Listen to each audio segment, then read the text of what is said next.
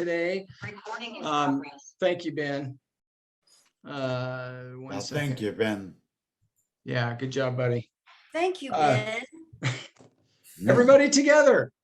Thank Thank you, you, Ben. Ben. Jeez. Are you blushing, Ben, behind that SAO?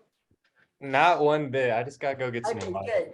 I thought we teach you. I thought we teach you off for a second, young boy.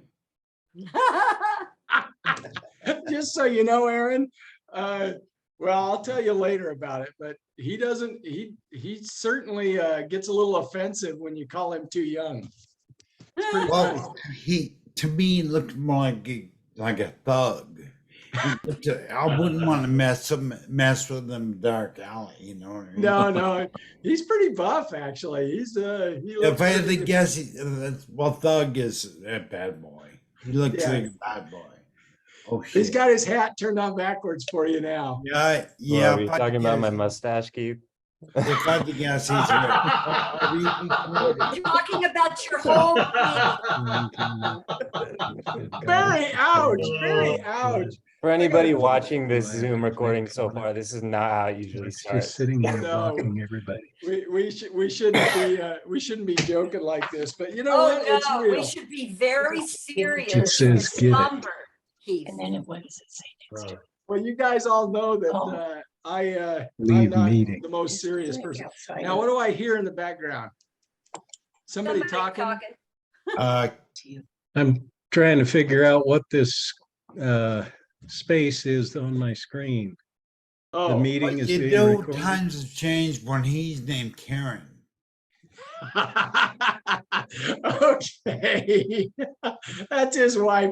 They are awesome people. I don't know. Yeah, she's Aaron- here. Jock's got a screen on that says this meeting is being recorded by the host or participant. Yeah, Just say like, yes. okay, good go. So just hit, yeah, just say hit got it. okay. Got Yes.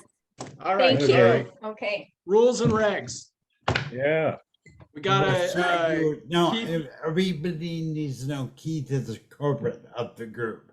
You can tell he's corporate. Go ahead, Keith. Corporate. That's corporate humor. from Yeah. Keith. and listen to Aaron. Aaron's trying to make me feel bad so he can take control, and it's not gonna work. See, people like you, Keith, you think you're in control. It's an illusion. You're not really in control. That's true. I know it too, man. All right, I'll stop. And same at home. I think I have control, but I don't. So.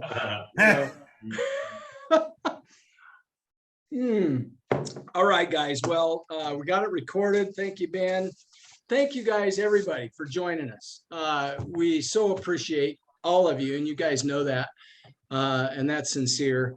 We want to keep growing this. We want to keep getting it bigger and bigger and helping more people. So anybody that you guys want to invite or tell, we'd love to do that. We want to keep getting more and more speakers. We've got quite a few good speakers coming up.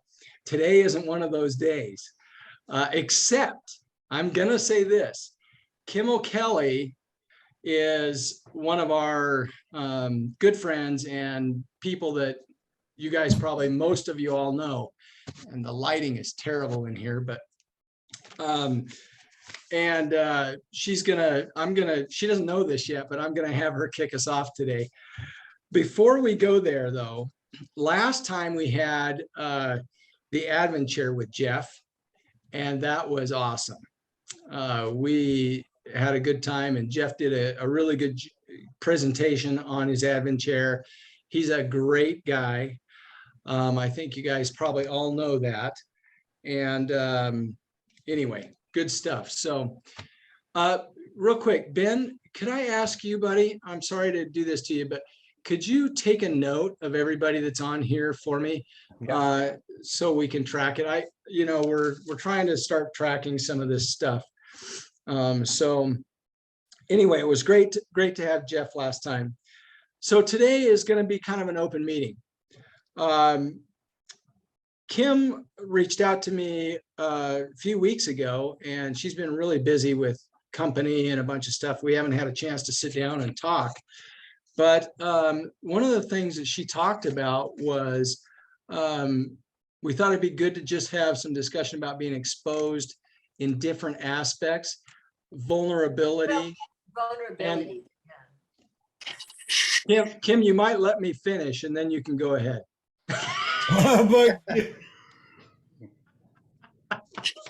I'm in a weird spirit today. Honey, what does exposed in different aspects mean? I guess know it the exposed to the meme.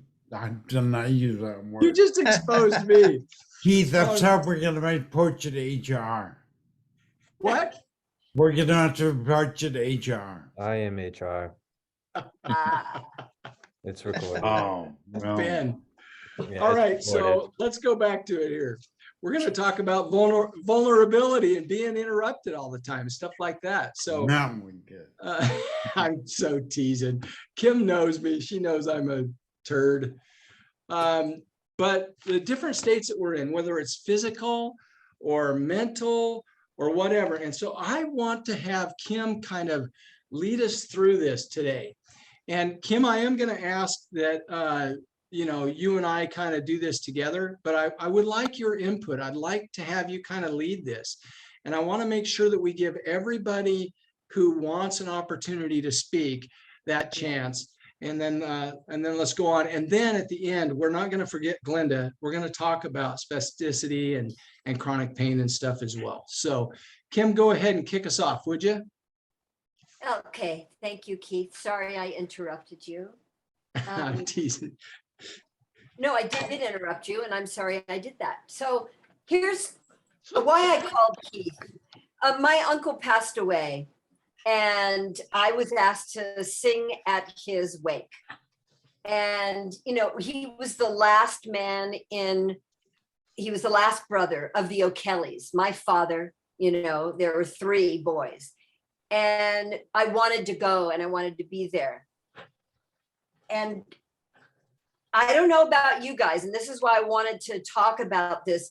When you're out of your home, your comfort zone. I mean, when I'm home, I've got it dialed. I know where I'm walking. I know where I'm going to the bathroom. I have the grounds down. There's not much vulnerability, being around where I live, because I've been doing it now for a while. But when I get into the airport, I go in and I wear a brace. I like the brace. I can walk without the brace, but the brace gives me speed. And I like that. And I feel like my foot's not going to drop and I'm going to fall over. I'm in it's just, that's how I like it. So I go in and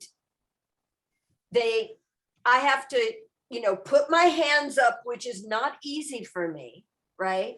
I walked in thinking, it's such a short, our airport here at Redmond is not a long walk, right? And so I just went, I don't need a wheelchair. I'm just going to go. So I go in and, having my arms up like this, the woman made me take this very light, whatever they're called, off. I'm standing there with my arms up, and then I have to sit down, and then I'm right in the middle, and people are walking by and seeing me, and I'm sitting there and she's doing all this, and sometimes I've had to take the brace off, sometimes I haven't, and I just start crying. I felt so vulnerable, and it was emotional for me, because why? And I know myself very well, and I said, okay, baby, what's going on? And I said, well, it's reminding me of what I used to be and what I can't do anymore. And, and being here with people going by, and this feeling of, and seeing me walk away, and I'm with the, it just makes just the vulnerability and the emotional, it becomes emotional for me. And I just want to open that up to everybody else. Then I get there, I get on the plane, and I forgot there was that long walking up. Oh my gosh. And I'm like going up, and I did it. you know, but again, vulnerability. And again, when you're also in a new environment, there's that fear of falling. So you're extra careful, you're extra, you know, taking care of yourself. And then they didn't have a wheelchair. We had ordered a wheelchair when I got to Seattle. There was not one there and nobody was around. So I started walking. Well, I get over and I'm walking. Now I don't have any bags, so I'm fine. Well, it's a long walk and I come up upon an escalator. And guys, I've never gone down an escalator and it's moving really fast. And again, I start feeling very emotional, very vulnerable, new thing. And I walk back again, all the way back. I mean, I got so many steps that day. And I go back and a very nice man that worked with Delta said, I'll walk you back. Oh no, first they said, oh, there's an elevator. Oh, thank you. I walk over, it's not running. I've got to go all the way back to the desk. And this man says, I'll take you. Okay. So I'm talking about all these different, and I'm getting compounded with, you know, and I know what's happening, but it's compounding now. And I want you to think about those times when you like handle it and it comes up again and you got to handle it again. So then he helped me go down, but it was really scary getting off that really fast. And, you know, and then I had to get on a tram and then get to, you know, so what I'm saying is I wanted to have everybody, I don't have to tell you all the rest, there was more, but the point is vulnerabilities when we get out of our comfort, you know, where we live or comfort zone, or even just going out, going to the market, going, you know, that's what I thought we would talk about. And what are your tools? What do you do? Do you know you're feeling vulnerable? Do you know you're afraid? And these are really important things to begin to understand what you're feeling. What's happening? Is it physical, emotional, mental? Is your mind telling you that you can't do it and you start getting afraid? Or is it just an emotional outburst of tears? Or, you know what I'm saying? So I just thought it would be a really great thing for us all to talk about. Very good, very good. Thank you so much, Kim. And I've got my own thoughts, but I'm gonna save those. I want to hear from everybody else. And please, you guys, in this case, I'm gonna ask that, you know, we raise hands or whatever so that we can all get a chance. And Arnie, I think you're first, buddy. So go ahead. Well, whatever. It doesn't matter. Hey, Kim, you kind of hit a nerve with that one. You know, I've always considered myself mentally strong, you know, because I had a very, you know, I had a very big job when I used to work, and it was very stressful, and I had a lot of people depending on me. And after the stroke, you know, I went through a period of deep depression that I went to places I didn't even know that was possible to exist. And finally, let me see, this was in December of 2021. I hit such a low place, and it happened to be in a Walmart. So I went to go get some Christmas presents for my two grandsons. And I sat down in an aisle, one of the aisles in Walmart. I was bawling, and I couldn't control myself. I didn't know why, you know, and one of the workers came over to me and says, "Sir, are you okay?" I said, "Just get me to my truck." So he got me to my truck, and I texted my wife. I said, "Debbie, I need help, and I need help quickly." And I've never needed any type of mental help whatsoever. So I ended up, my doctor recommended a therapist, and I never had to talk to anybody about emotions or about, you know, what I'm feeling, how I'm feeling. But I'll tell you, it was a completely new avenue for me to pursue, and it was the best thing I've ever done. And my psychologist, she's wonderful. You know, I don't like her at times because she's always right. And I told her, I said, I don't know how your husband puts up with you. You know, you're always right. And we kind of joke about it, but it was the best thing that I ever done. You know, and I went to a new place in my life that I didn't know what I was doing or how far I would go. And I was at the first, I was very nervous and unsure of what I should tell her. And that was completely out of my comfort zone. You know, and Well- we just started talking and it was wonderful. That's a great tool. It's You know, great, and Arnie. now we meet every 2 weeks and I can't wait to talk to her. Awesome. You've got a sense of confidence with her. You've got that feeling of somebody who cares and somebody who, you know, isn't going to shout out everything about Arnie, but they're being careful with you and everything. That's Well, awesome. buddy. I found out, Keith, that, you know, mental illness is real, you know, and it's like, don't be afraid to talk to somebody. And I felt very, very comfortable talking to her. And it was like a huge weight came off my shoulders because I was Awesome. very comfortable talking to her. That's You know, great. because, bud. I mean, I hit places in my recovery, that I didn't know what to do. I really didn't know what to do. And she specializes with people who had a TBI. And Yeah. it was great. And I still enjoy talking to her. Awesome. Now, real quick, what we're going to do is I'm going to have Kim kind of answer you, and then we're going to move to Aaron after that. Good. Okay.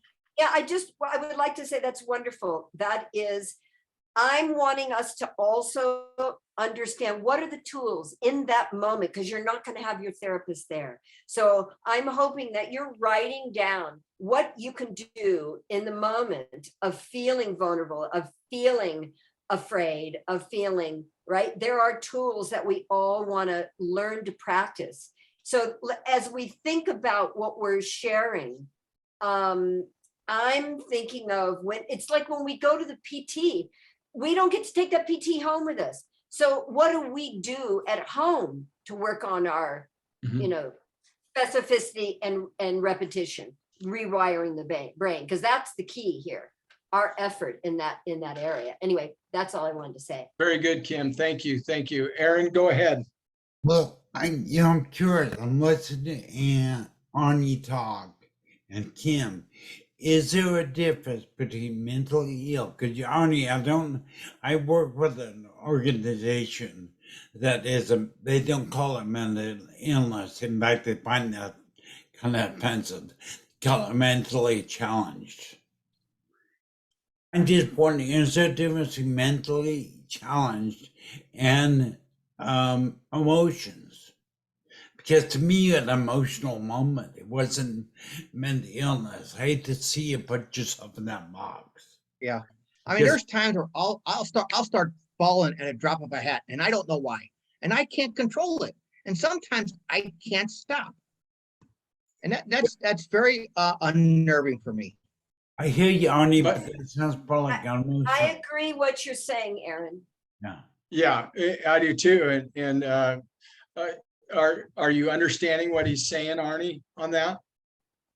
Well, yes, I do, and it's like, you know, I try to avoid some topics when people talk to me and ask me questions. I try to avoid some answers because that's when I start crying. You know, Yeah. when we talk about my two grandsons, I'm sorry, I'm gonna start crying now, and my Yeah, daughters yes. and my wife. You know, that's when I start crying, is because, you know, this whole process has been hard. I'm sorry. This whole process has been hard on them. But let me interject here. Let I'm me sorry, I'm interject. sorry, guys. Arnie, please, I want to make sure everybody understands this. We are in a stroke warrior meeting, okay? Oh, I know. Now, yeah, Arnie, buddy, when I tell my story, I cry every dang time, and it's weird. It's almost like I've rehearsed it or something, but it's Right, not. right. It's real. And it affects all of us. And I want you to understand, bud, that this is a safe place, okay? Yes. And I know, Aaron's I know. Aaron's point was right on the money. But we are all in this and we're all alike. And so please don't apologize, my friend. I so appreciate what you're saying and what you've come out with. And I think all of us would have that. And we love you and appreciate you, bud. So. Well, I And don't think, Arnie, you don't feel like you're not in a safe place, right? Sorry. You don't feel unsafe here with us, do you? Oh, no, no. not But at all. I can see where you would be a little challenged to be a Walmart. But you guys have heard of pseudo-Barbara effect, right? Mhm. Pseudo-Barbara effect is emotional based. It is not mental illness. I really don't think you're showing signs of mental illness, but you're showing signs of PTSD. I'm not a psychologist. But But words I- matter. That's I- what you're talking about. Words matter. Words, It's mentally yeah. challenging, not mental. I'm illness. just thinking. I think you shouldn't box yourself. You're not on the elbow. Right. Yeah. What is common now amongst everybody in this group, and that's emotional instability, and it caters into a pseudo-Barbara effect. We're diagnosed emotional illness, emotional Right. instability, but it's normal. It's common. Don't And I be. want to don't be- say that those moments of crying, in that not being able to cry, we have shame and we have guilt of what happened to us. There was a Well- tragedy that happened, and I- that You know, Kim, I feel terrible of what my family's had to go through. And I feel know, like part of honey. it's my fault, you know, All and it's of like, us feel that way. That's right. That's your guilt. Well, shame. I understand. We all feel that way. What That's we're a and, great- you know, that's a and great- the other that thing, is- that I have is a recovered really so much great- that I Arnie, don't that's tell great. people I've had a stroke sometimes. That's a great topic, Arnie. I mean, the feeling we have that makes us kind of feel responsible. And how can we blame ourselves for having a stroke? Really, know. it's Aaron, really. I know that. I know that too, and I do the same things you do. Yeah. I I feel think- terrible.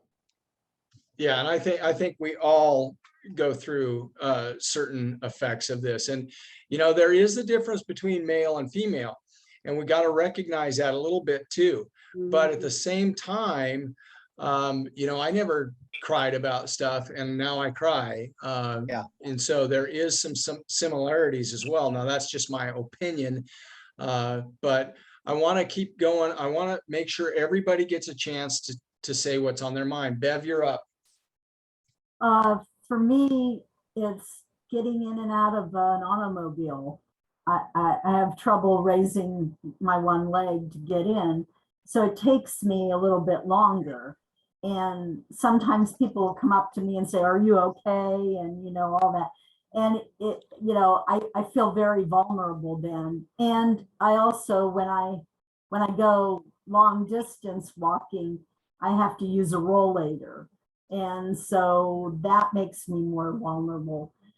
Because I'm so short, getting in and out of a bathtub that isn't handicapped accessible is terrible. And I've fallen several times in hotel rooms because of that. Beds in hotel rooms. I had one desk clerk, when I asked for a stool to help me get into the bed that was too high for me, he said, "Well, ho, ho, ho, take a flying leap." And I reported him to headquarters and actually got the guy fired, but he never helped me at all. And I was leading a group, and I was going in a van from the hotel to where I was speaking, and they actually had to push me up into the van because I couldn't get up the step myself. And they had no other step to work on with that. And I had to sleep on a love seat at the hotel in question. It was just awful. So yeah, very vulnerable in those times. And it makes you feel like you're different and unable to do things. I'm a very independent person. I was traveling by myself, but trying to do the things that I really want to do and not being able to do them, that makes me feel vulnerable. And this last trip when I had my back problem, I cried very much trying to get into bed, trying to get into a shower that I couldn't get over because of the way that the hotels just don't work for me at all. So, yeah. Mm. Thank you. Sorry to hear that. And, towards the end of this, Kim, and I wanted to make sure this was cool with you too, because I know you, and I appreciate you leading this kind of, but I definitely want to talk a little bit about how we make things better. And I have some comments that I want to make at the end on that as well. So thank you, Bev, for that. Who's next? Who has something they want to share as far as, Michael, go ahead, please. Really what Kim said, I guess I am very similar to Kim, except for whatever reason, I didn't get the crying gene out of my stroke. But, I walk around my neighborhood a lot of times without a cane. I feel very comfortable, but I went to with my son a couple of years ago to a restaurant he wanted to take me to, and it was outdoors. And suddenly there were hundreds of people walking around. And all of a sudden I realized, even though I could walk, I don't walk at near the pace that they do, our normal people walk at. And so I realized real quickly that, I didn't want to be in anybody's way. I wanted to be out of their way. And it made me, I don't know if I felt vulnerable, maybe I did, but I certainly felt nervous. I felt nervous about the fact that I was slowing people up. And a lot of people are very inconsiderate. We find those people all the time. And, I guess we were too, or some of us were. I wasn't inconsiderate, but I was always in a hurry before the stroke. And there was, I'll share this instance and then I'll quit talking. But, I was at church, I went to the bathroom, and there was an 8-year-old boy behind me. He opened the bathroom door for me, and I went in, used the bathroom. I came back out, and he was still there, and with the door held for me. And Awesome. I found out that he was 8 years old. And, if I was ever going to be emotional, that was a time to be, because there are so many people that just want to get around you and are considerate to the fact that you're now physically disabled in some capacity or another.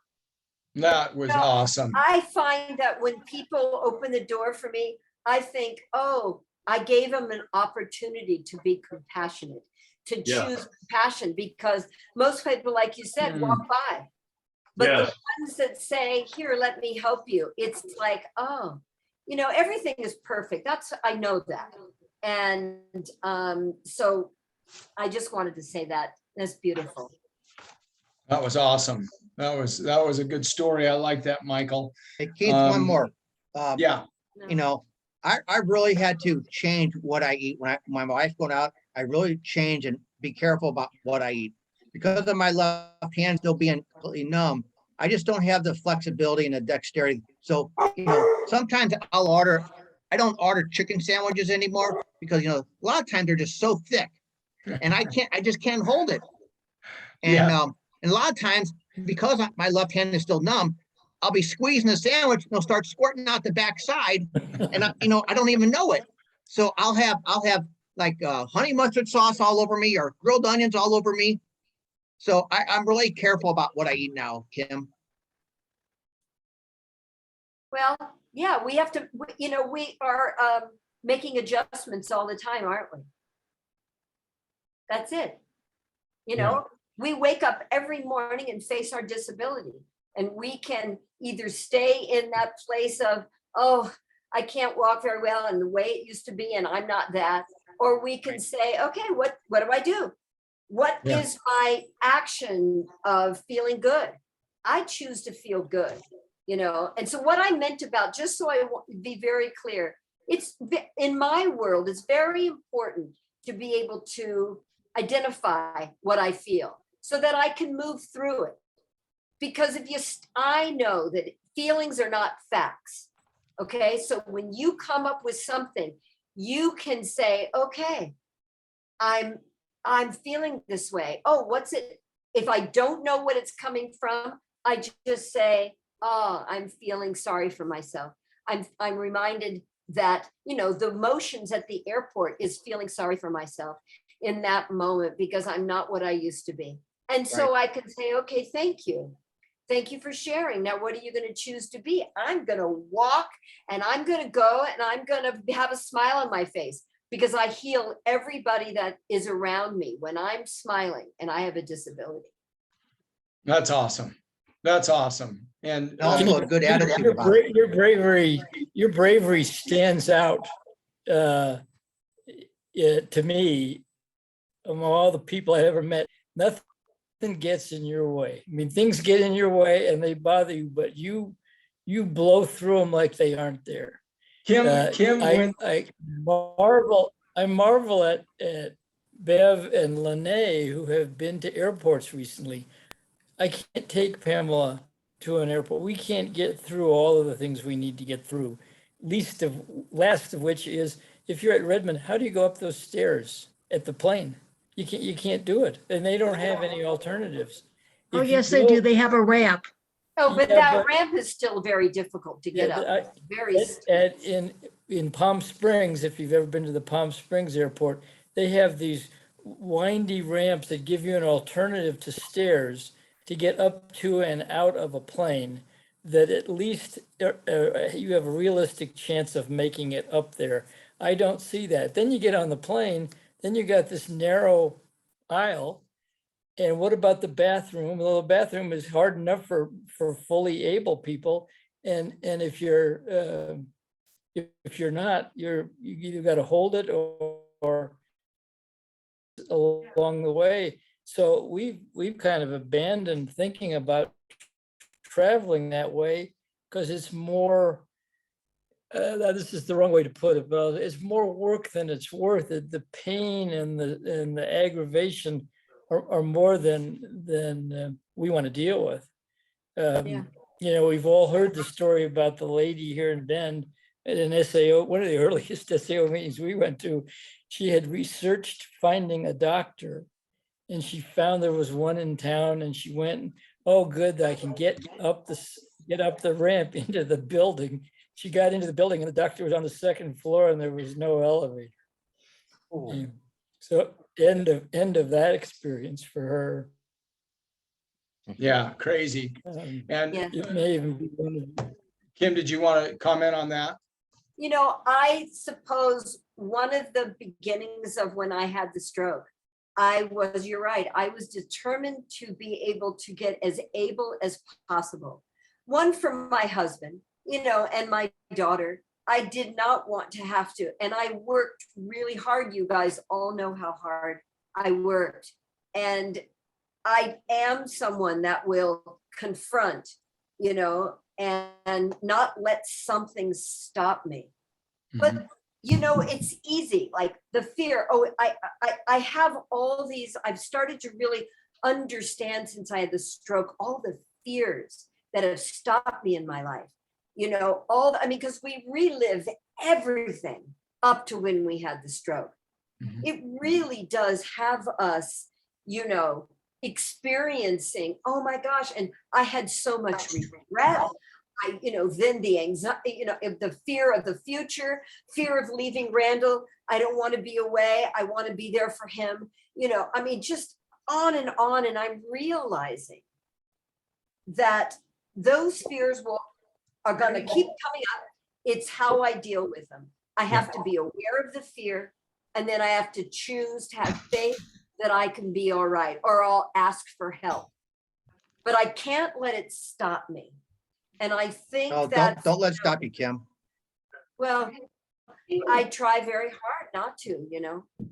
Yeah, and Kim does, like Greg said, she sets a, High bar. it's almost hard to describe, Kim. You've got such an attitude, and this last year was not your best year.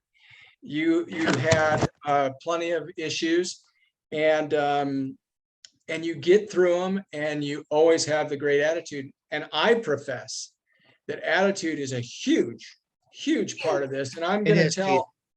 tell one story, and then I'm going to hand it off. I got Aaron wants to say something. Ramona, I don't know if you wanted to say something. I'm going to have you after Aaron, and then we're going to switch gears. But I know I've probably said this many times, and you guys are probably bored to death with it. But when I like to use a grocery store analogy, when you go through the line and people look at you and people say things and they are rude and they're whatever they are, you know, and it can affect us. It can hurt. It can be painful. But at one point I just decided, you know, to hell with that, because those people are thinking about themselves. I'm sorry, I'm hitting the table. Those people are thinking about themselves 5 seconds later. And most people do think about themselves, including all of us. And we need to remember that, because they're not going to remember us anyway. And Kim, I want you to comment on that, and then I'm going to go to Aaron. Yeah, you know, I diffuse people. I choose to say, how are you doing? You know, I choose to allow myself I be compassionate. I don't meet people with the way they meet me. The only way to, here's the deal. The only way to change anybody else is to change yourself. And, I mean, that's it. We all want to control out here, but the only thing we have is self-control. And self-control over what we feel, what we think. We don't have to stay in a rut of I can't walk, or I'm not doing well, or I'm, you know, it takes work, but we have to be present with ourselves. We have to know when we're in the past that creates regret and sadness. We have to know when we're in the future, it brings anxiety. We need to really be I'm trying to say, we want to be present in this moment. That's where we can have joy, peace, love, gratitude, compassion. And gratitude really helps. Absolutely. Being grateful. Absolutely, Kim. And also you mentioned hard work in there. Now, and we all know it takes a lot of hard work, and we've got to be committed to ourselves to do that hard work, because we are worth it. We're important. Yes. Aaron, you're up, buddy. And Well, actually, yeah, if you don't mind, Keith, I'd like to bed down a minute and give Ramona a chance to go before. okay, Ramona, go ahead. Thank you. Okay, can you hear me okay? Yes. Okay. When I first came home from my stroke, one of the things I dealt with is I had never, ever had anxiety or anxiety attacks. And I would have anxiety attacks in really unexpected circumstances. I went back to my job about 8 weeks after my stroke as a reporter. And I remember the first time that I had an interview with somebody. We met at a restaurant, and I went to sit down at the booth to interview her, and I got a sudden anxiety attack where I just felt like I was closed in. And I remember having to talk through that to myself, just kind of self-talk, and I would breathe through my nose and, you know, then let it out through my mouth and just kind of talk myself through it. But I don't know if anybody else has dealt with the anxiety attacks, but that was one of my issues, which over time has got better. Well, let me ask you a quick question on that, Ramona. So where did you learn to talk myself through it? Where did you learn that? Well, when I went to therapy, I had a gal that dealt with some of the mental part of it the emotional part of it. And that was one of the tools that she suggested was, the self-talk and just, and I know it sounds simple, but breathing through your nose and out through your mouth. I mean, not, like exaggerating, but, it's actually very helpful when you're having anxiety, Yes. especially out in public. Yes. Love it, love it, You love know, it. Ramona, I will say that breathing in through your nose and through, first of all, what you did great was you recognized that you were having an anxiety attack. You realized you were feeling afraid, panicked. That's what it is. You're afraid of what's going to happen. That's what anxiety is. You put you into the to the future. Could be the future in the next 3 minutes. It doesn't matter. And when you breathe through your nose, you're just being a part of your breath. That puts you in the present moment. And my anxiety attacks were, in the beginning, they were physiological. They weren't almost like my body seemed to have a mind of its own. And it almost would, happen without anything initiating it, really. Yeah. It did get better. And one of the other things that I have dealt with is my sense of time. I sometimes will think that something happened a week ago and it happened 2 months ago. Outside. Yep. Wow.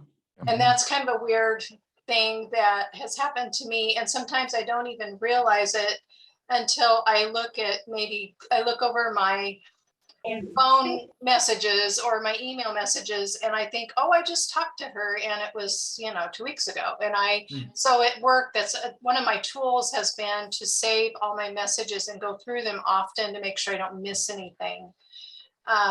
Otherwise I forget. It's out of sight and out of mind. Awesome. Real quick now, I'm sure that there's some people who want to address that, and I want to do that. Now, I also want to say that here in about 2 minutes, we're going to shift because I want to give Glenda the opportunity to talk about and ask a question about the other stuff. So first of all, anybody have a comment on what Ramona was just saying? Well, you know me, I always have something to say now. I'm the worst speaker. But, I've been helping stroke survivors and brain injury survivors for years. Yeah. I want to tell each one of you, number one, don't be so hard on yourself. There is a clear difference between mental and emotional illness, okay? I've heard only emotional issues, not mental issues. I've heard emotional issues. Good point. Don't think that you clash yourself with a mental issue. You're not one for the cuckoo's nest. We are all PTSD, pseudo-barbaric emotional issues. You can't go through a stroke without having PTSDs. Okay? Right. It's the most traumatic thing ever. But the thing I told Keith in private chat was vulnerability. The how you feel, is self-imposed. Don't worry about taking 10 minutes to get in the car, Beverly. Who cares what people think? Don't worry about what anybody else thinks about you. You worry about you. Yeah. Don't worry about your energy being here now. Being focused. That's what I want to say. Don't self-impose your I'm hearing all you talk about things, but you're really worried about what people are thinking about you. That is not where you should be looking. Right. Good point, buddy. And I appreciate that, Aaron. I quit caring what people thought about me a long time ago, because if I constantly worry, you're never going to make everybody happy. And, if they don't like you, then, or if they say stuff, then you're not your friends. Well, and I'm gonna agree with you, Arnie. At the same time, it is a realness that we all have. There is a part of us that all, we do feel those things, but being able to do like Aaron said and release it and knowing that it's what did you say, buddy? It's not it's an emotional effect, not a mental problem. And so then we can change our state and we Yes. can move on. Yes. Yeah, and And it's I that appreciate what- that. And it is when you say, don't worry about it.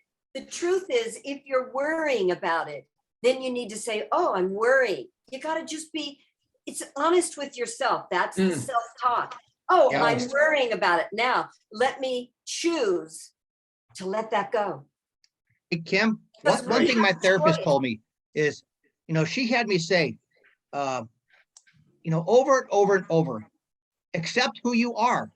And after, when I finally accepted who I am, I mean, it's like the world was lifted off my shoulders. I became a much better husband, much calmer person. Things didn't bother me like they used to. So I don't snap at anybody anymore. And I'm much more a relaxed person than I was before.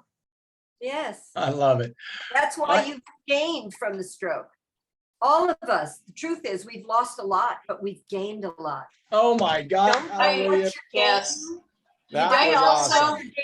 Every day I find myself just being thankful for whatever I have, I just am thankful for my mobility. Yes. I mean, that's the thing, it's easy to be thankful when you have the money in the bank, you got the woman, you got the man, you got the things going on and everything's all great. But how do we say being thankful for what we have and for what we don't have?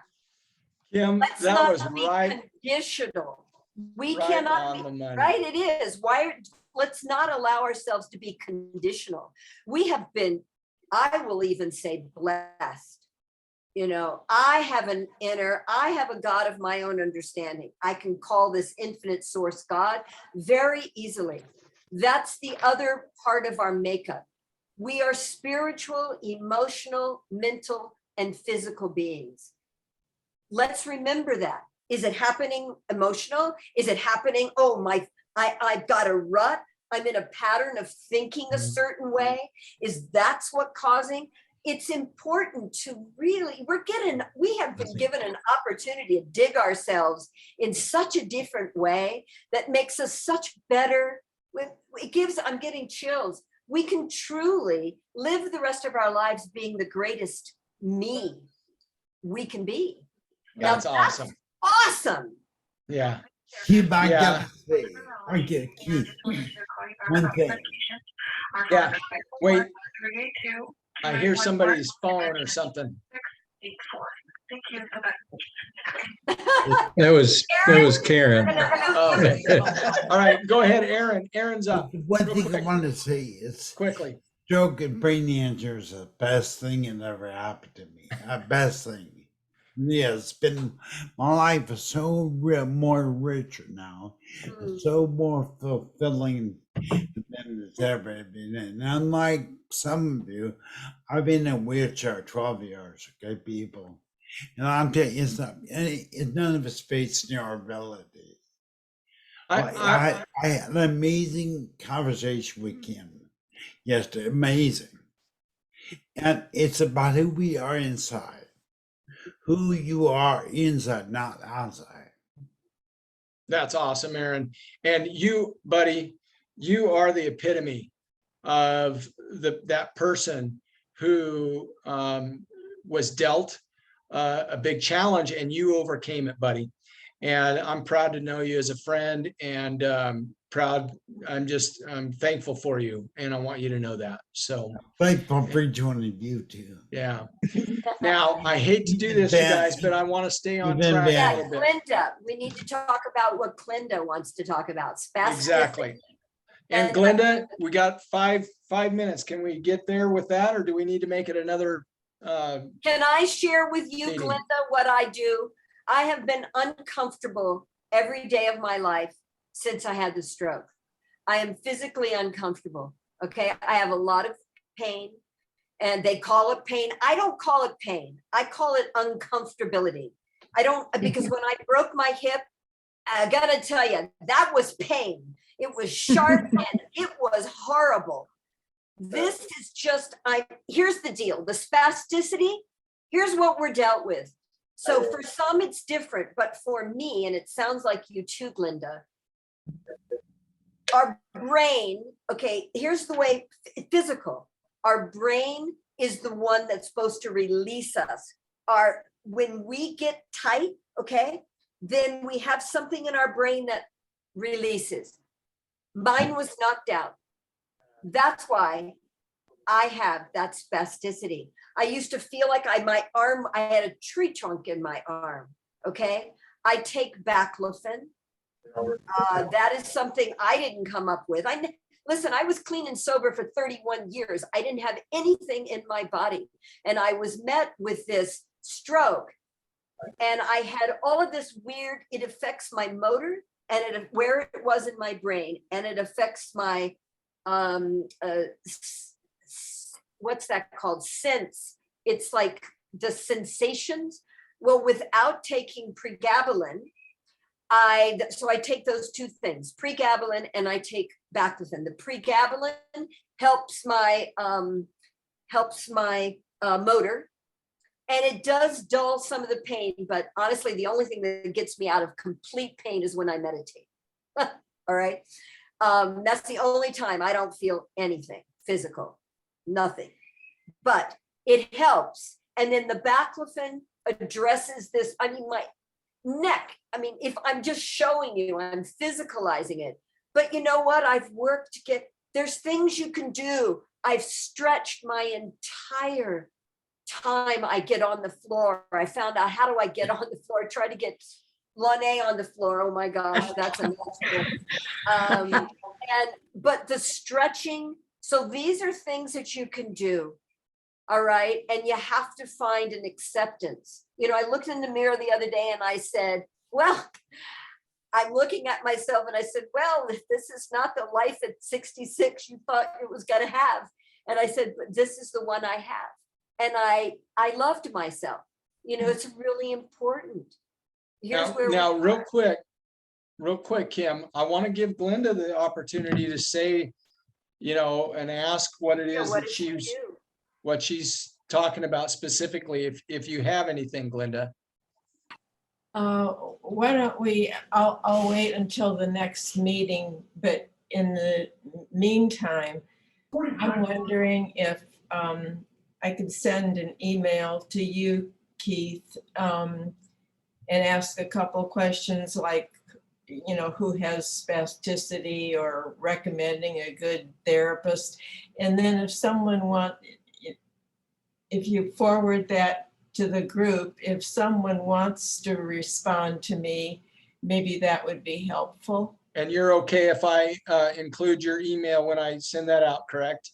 Yes. And Glinda, you Okay. can have my phone number and talk to me because I do suffer from the spasticity and the pain. Okay. Okay.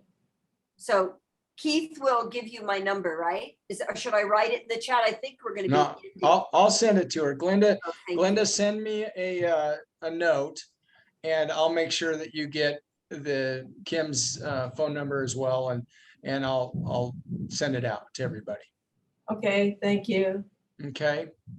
Listen, it's 4 o'clock and I don't want to be a pain in the ass, but I do want to keep, I do want to stay on track. Too late. We're used to it, Keith. Go ahead. Man, too many of you guys are adding on here. Hey, I want to, Keith, I'd like to leave a couple words of wisdom. Yes, please. Mm. And it's very true of this group. The fact is, stroke short circuits the brain, but it cannot kill the human spirit. Awesome. And Correct. if you were a fighter, a competitor, a winner before the stroke, you can reconnect with that part of you. It's in there. You can choose to fight. You can choose not to give up. You can choose to win. This is all part of us having good mental health. It's good for our mental health to want to fight and not roll over and give up. So acknowledge that our brain has been short-circuited, but our spirit has not died. And it's Awesome, obvious awesome. when I hear people on these calls talk about their fight and their challenges, it's so clear the human spirit is alive and well within all of us. Yes. That's such a great point, Jim. And I just want to, thank you, buddy, because that is right on the money. And I also want to tell everyone on here and any of you guys that come on these meetings, we're so thankful for all of you. We wouldn't be growing, all of us, if it wasn't for one another. And, you know, it's easy to say, but there's a lot of you guys that come on here when you can, and we appreciate it, but it's just, I don't know what I'm trying to say, but I'm so appreciative of all of you guys. So, yeah, thank you. Yeah. You're grateful. Yes, I am. I am too, for all of us. It's beautiful. Yeah. Well, thank you guys so much.